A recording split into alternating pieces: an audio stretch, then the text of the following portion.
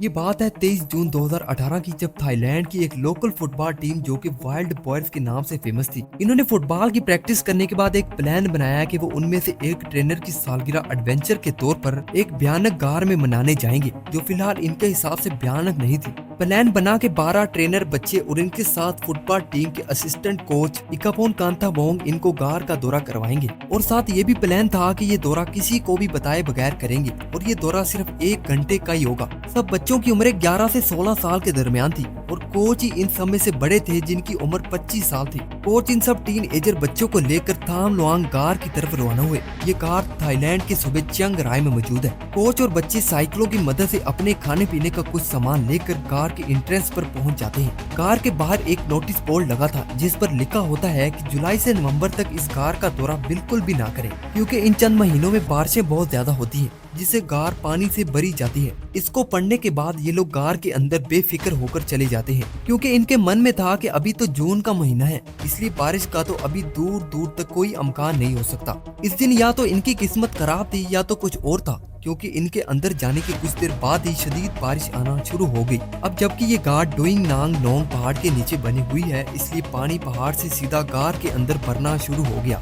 ये लोग गार के काफी अंदर आ चुके थे, इसलिए इनको पता ही नहीं चला कि बाहर तेज बारिश इनके लिए क्या मुसीबत खड़ी कर रही है। अब जब वापसी का रुख किया तो देखा कि पानी सैलाब की सूरत में इन्हीं की तरफ आ रहा है। अगर ये इसी सूरत में वापसी जाने की कोशिश करते तो बच्चों के डूब जाने का खदशा था, इसलिए सैलाब से बचने के लिए मजबूरन ये लोग बाहर जाने की बजाय गार के और अंदर चले गए और बारिश के रुकने का इंतजार करने लगे। अब जब शाम के 7 बजे तो हेड कोच और टीम के बानी नुपार्थ ने अपने अपने फोन चेक किए तो देखा कि बच्चों के माता पिता की तरफ से 20 मिस कॉल्स आ चुकी हैं कि इनके बच्चे अभी तक घर क्यों नहीं पहुंचे। नुपार्थ ने असिस्टेंट कोच, जिनका निकनेम याक था, इनसे और कई लड़कों से राब्ता करने की कोशिश की, लेकिन किसी ने भी कॉल अटेंड नहीं की। आखिरकार इसने टीम के एक 13 साल लड़के सोंगपोन कांतावोंग से राब्ता किया, जिसने बताया कि वो प्रैक्टिस के बाद टीम से अलग हो गया था और बाकी लड़के थाम लुआंग गार एक्सप्लोर करने गए। कोच और बच्चों के माता पिता जल्दी से कार के एंट्रेंस पर पहुंचे तो देखा कि कार पानी से भरी जा रही है, और पता चलता है कि कोच और बच्चे इस कार के अंदर फंस चुके हैं, क्योंकि इनकी साइकिलें बैग समेत अभी भी बाहर खड़ी थी। ये सब कुछ देखने के बाद इन्होंने पुलिस और रेस्क्यू टीम को इस वाकये से आगाह किया, और दूसरी तरफ बच्चे और कोच पानी से बचने के लिए आगे बढ़ते बढ़ते केव की एक ऐसी जगह पर पहुंच चुके थे जो पानी से तकरीबन 14 फीट ऊंची थी, और इस जगह पर वो सुरक्षित थे। इस जगह को चैम्बर 9 कहा जाता है, और ये जगह पटाया बेस से थोड़ा आगे थी। अब ये न्यूज पूरे वर्ल्ड में फैल चुकी थी कि 13 लोग थाम लुआंग गार में फंसे हुए हैं। अगले ही दिन थाईलैंड की नेवी सील के गोताखोर भी वहां पहुंच जाते हैं, और इनके साथ थाई गवर्नमेंट ने ब्रिटिश के एक्सपर्ट केवरमैन वर्न अनस्वोथ को कॉल की, क्योंकि वो थाईलैंड में ही थे और इस केव के बारे में काफी कुछ जानकारी रखते थे। इसके बाद इन्होंने नेवी गोताखोरों के साथ मिलकर रेस्क्यू ऑपरेशन स्टार्ट किया और 13 लोगों को गार के अंदर ढूंढना शुरू कर दिया। गार में बारिश का पानी मिट्टी से मिलकर इतना गंदा हो चुका था कि नेवी गोताखोरों को पानी के अंदर कुछ भी दिखाई नहीं दे रहा था, और दूसरी तरफ अंदर फंसे 13 लोग भूखे प्यासे थे, क्योंकि जो ये खाने पीने का सामान साथ लाए थे वो भागते वक्त पानी में बह चुका था, और अब ये पानी घटने का इंतजार कर रहे थे, लेकिन पानी बढ़ता ही जा रहा था। बढ़ता हुआ पानी गोताखोरों को पीछे धकेल देता था। मुसलसल बारिश की वजह से इस रेस्क्यू मिशन को आर्थिक तौर पर रोकना पड़ा। गार के बाहर बड़ी बड़ी पंप्स मशीन लगाई गई ताकि ये मशीन गार के अंदर से पानी को बाहर पंप कर सके और कार के अंदर से पानी का कुछ बहाव कम हो सके। 27 जून को दोबारा रेस्क्यू मिशन शुरू किया गया, और इस बार बच्चों की तलाश के लिए इंग्लैंड से स्पेशलिस्ट गोताखोर जॉन वैलेंथन और रिचर्ड स्टैंटन को मंगवाया गया। इनके साथ 29 जून को ऑस्ट्रेलियन स्पेशलिस्ट गोताखोर टीम और 1 जुलाई को एक चीनी गोताखोर टीम रेस्क्यू मिशन के लिए मंगवाई गई थी, और बाकी पुलिस वाले सूंघने वाले कुत्तों और ड्रोन कैमरों की मदद से गार के ऊपर कोई दूसरा दाखिली रास्ता तलाश कर रहे थे। जॉन वैलेंथन और रिचर्ड स्टैंटन बाकी कुछ थाई गोताखोरों को साथ लेकर गार में दाखिल हुए और आगे बढ़ते हुए कुछ ऐसे निशानात लगाते गए जिससे इनको वापस आने में कोई परेशानी ना हो। इन डाइवर्स का मिशन था कि गार के अंदर पटाया बेच को सबसे पहले चेक करेंगे, क्योंकि ये वही ऊंची जगह थी जहां पर इन 13 लोगों के होने का 100% चांस था। पर अभी गोताखोर कुछ आगे बढ़े ही थे कि इनको वापस लौटना पड़ा, क्योंकि बाहर फिर से बारिश आना शुरू हो गई थी। मौसम में कुछ बेहतरी हुई तो 2 जुलाई को जॉन वैलेंथन और रिचर्ड स्टैंटन स्मिथ कुछ थाई डाइवर्स को दोबारा केव में भेजा गया। यहाँ बच्चों और कोच को गार में फंसे हुए तकरीबन 8 से 9 दिन हो चुके थे। हिकापोन कोच होने के साथ साथ एक मॉन्क भी थे, इसलिए वो लंबे समय तक भूखा प्यासा रहना जानते थे। इन्होंने अपनी ये टेक्निक बच्चों को भी सिखाना शुरू कर दी और बच्चों को इतने दिन तक भूख से लड़ना सिखा दिया। आखिरकार डाइवर्स इनको ढूंढते ढूंढते पटाया बीच पर भी पहुंच गए, पर इनको यहाँ ना तो बच्चे मिले और ना बच्चों की कोई निशानी। खैर इन्होंने बच्चों और कोच को ढूंढने के लिए और आगे जाने का फैसला किया। ऑक्सीजन कम होने के बावजूद भी ये लोग और आगे बढ़ते गए, क्योंकि अगर ऑक्सीजन खत्म हो भी जाती तो बैकअप के तौर पर चैम्बर 3 में ऑक्सीजन टैंक रखे गए थे। आखिरकार इनकी अनथक मेहनत रंग ले आई।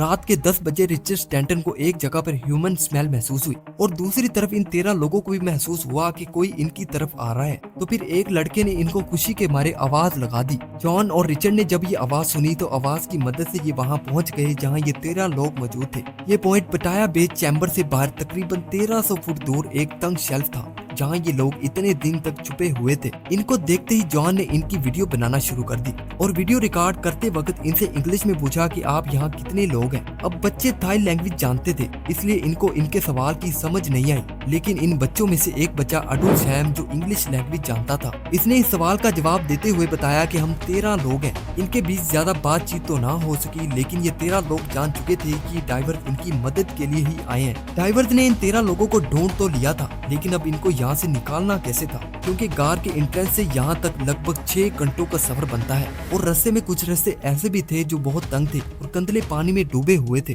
इस रास्ते से एक्सपर्ट डाइवर का गुजरना मुश्किल होता है और ये तो फिर भी बच्चे थे जो इतनी स्विमिंग भी नहीं जानते थे। खैर इन लोगों के मिलने की खबर बाहर पहुंचाई गई और इनकी पेट पूजा के लिए बाहर से फ्रेश खाने पीने का सामान और कुछ अद्वियात मंगवाई गई और साथ ही साथ बच्चों के खत उनके पेरेंट्स तक पहुँचाए गए, जिसमें लिखा था कि वो बिल्कुल ठीक हैं और जल्दी बाहर आ जाएंगे। 3 जुलाई को इन तक और 7 लोगों को भेजा गया और फैसला किया गया कि जब तक इन 13 लोगों को रेस्क्यू नहीं किया जाता तब तक हेल्प के तौर पर 3 डाइवर्स और एक डॉक्टर पार्क रोशन भी इनके साथ ही रहेंगे। अब इन 13 लोगों को यहाँ से निकालने के लिए 3 प्लान बनाए गए। नंबर 1 के बच्चों को डाइविंग सिखाई जाए ताकि ये डाइविंग करके यहाँ से बाहर निकल सके। नंबर 2 के गार के ऊपर से यहाँ तक ड्रिल करके एक गहरा सुराख किया जाए और इनको लिफ्ट के जरिए यहाँ से निकाला जाए। नंबर 3 या तो रेनिंग सीजन के खत्म होने तक का इंतजार किया जाए, पर इन तीनों सूरतों में बच्चों और कोच को यहाँ से निकालना खतरे से खाली नहीं था। अगर बच्चों को डाइविंग सिखाई भी जाए तो आगे कुछ ऐसे रास्ते आएंगे जिससे गुजरते हुए बच्चे पैनिक भी हो सकते हैं और पैनिक होने से किसी बच्चे की डेथ भी हो सकती थी, क्योंकि 5 जुलाई की रात को एक डाइवर समन कुनान की इसी तरीके से मौत हुई थी।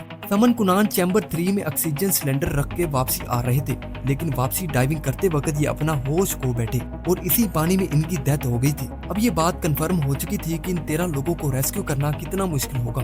खैर अगर कार के ऊपर से ड्रिलिंग की जाती तो नीचे तक ड्रिल करने में काफी समय लग सकता था, पर इसके बावजूद भी ड्रिलिंग प्रोसेस शुरू किया गया। लेकिन ड्रिल करते समय 6 वर्कर जख्मी होने की वजह से इस ड्रिलिंग प्रोसेस को भी रोक दिया गया। लास्ट अगर ये नवंबर तक बारिशों के खत्म होने का इंतजार करते तो ऑक्सीजन में कमी की वजह से इनको हाइपोक्सिया भी हो सकता था, इसलिए इनको केव से जल्द से जल्द बाहर निकालना था। अब इन डाइवर्स ने फैसला किया कि इन बच्चों को एक तरीके से बाहर निकाला जा सकता है। वो तरीका था बच्चों को बेहोश करके बाहर निकालना। इनको अच्छे तरीके से बेहोश करने और इंजेक्ट करने के लिए ऑस्ट्रेलियन केबरमैन रिचर्ड हैरिस को थाईलैंड में बुलवाया गया। इनका इन कामों में 30 साल का एक्सपीरियंस था। रिचर्ड हैरिस के आने के बाद ये डिसाइड हुआ कि बच्चों को रेस्क्यू करने के लिए इनके जिस्म के अंदर एनेस्थीसिया इंजेक्शन इंजेक्ट किया जाएगा और इनको एक स्पेशल डाइविंग सूट पहनाकर इनके चेहरे फुल डाइविंग मास्क से ढक दिए जाएंगे और हर बच्चे की चेस्ट पर एक ऑक्सीजन टैंक लगाया जाएगा, जिससे ये आसानी से पानी के अंदर सांस ले सकेंगे।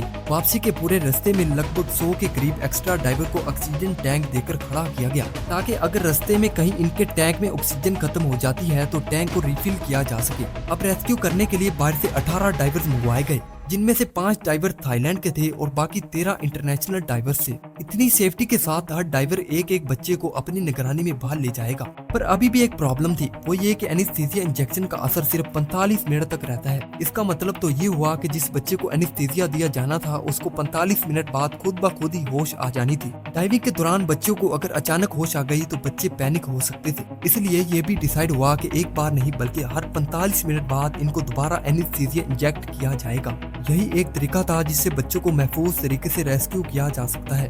डाइवर्स ने दी गई गाइडलाइंस पर अमल किया और इनको महफूज तरीके से रेस्क्यू करना शुरू कर दिया। चैम्बर 3 का पानी पंप्स के जरिए निकाल दिया गया था, इसलिए चैम्बर 3 से आगे बच्चों को स्ट्रेचर पर लाया गया। इस तरीके से 4 बच्चों को 8 जुलाई की रात रेस्क्यू किया गया और इनको जल्द से जल्द हॉस्पिटल पहुंचाया गया और फिर 10 घंटों के अंदर 8 टैंक को दोबारा फिल करके 9 जुलाई को मजीद और बच्चों को रेस्क्यू किया गया और अब बचे 4 बच्चों को 10 जुलाई को रेस्क्यू कर लिया गया। इसके बाद कोच याक को भी रेस्क्यू कर लिया गया और साथ ही इनके सभी डाइवर्स और डॉक्टर भी कार से बाहर आ चुके थे। रेस्क्यू ऑपरेशन कामयाब होने की खबर पूरी दुनिया में फैल गई और पूरी दुनिया में रेस्क्यू टीम की वाह वाह होने लगी। डॉक्टर्स ने बताया कि इतने दिन कार के अंदर भूखा प्यासा रहने से बच्चों और कोच के वजन में से 2-2 किलो वजन कम हो चुका है। इस कामयाब ऑपरेशन में 10,000 अफराद शामिल थे, जिनमें 100 से ज्यादा गोताखोर और तकरीबन 100 से ज्यादा सरकारी अदारों के नुमाइंदे थे। 900 पुलिस अफसरान और 2000 फौजी भी इनके साथ शामिल थे। इनके साथ साथ 10 हेलीकॉप्टर, 7 एम्बुलेंस और 700 से ज्यादा डाइविंग सिलेंडर इस्तेमाल किए गए।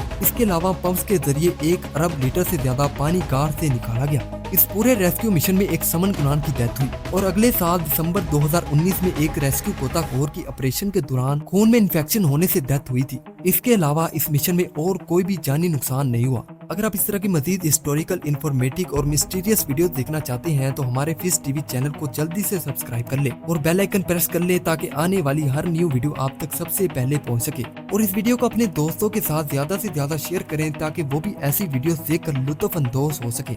मिलते हैं अगली वीडियो में।